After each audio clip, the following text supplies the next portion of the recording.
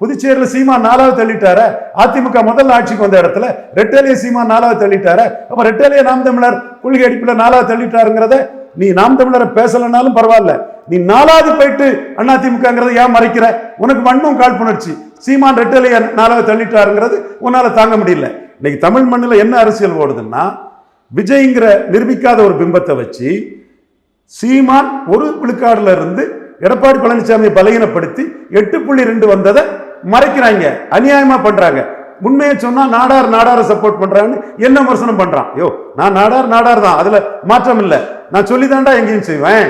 அதுல நீ ஏன் என்ன சிங்கம் மறைஞ்சிட்டு சண்டை போடாது, நிறைய நேருக்கு நேரம் சண்டை போடாதுன்னு சொல்லி தானடா நான் பண்றேன். ஷேர் கபி சுப்கர் வார் நெய்கர்த்தோ கம்தோ கலார்கே மர்கேபி கர் ஸ்வீகார் நெய்கர்த்தேங்கிற அந்த பழமொழி சொல்லிதானே நம்ம நிற்கிறோம்.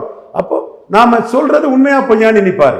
இப்ப நீ விஜய் வந்திருக்கிற களத்துக்குள்ள நீ வரல. இந்த களத்துக்குள்ள நீ வராத வர என்ன நடந்திருக்குங்க? முதல்ல பிரெமிஷர் கேண்டிடேட் இல்லாத சீமான் தென் மாவட்டங்கள்ல பிரெமிஷர் கேண்டிடேட் இல்லாத எடப்பாடியை விட 30,000 ஓட்டு அதிகம் எடுத்திருக்கிறார்.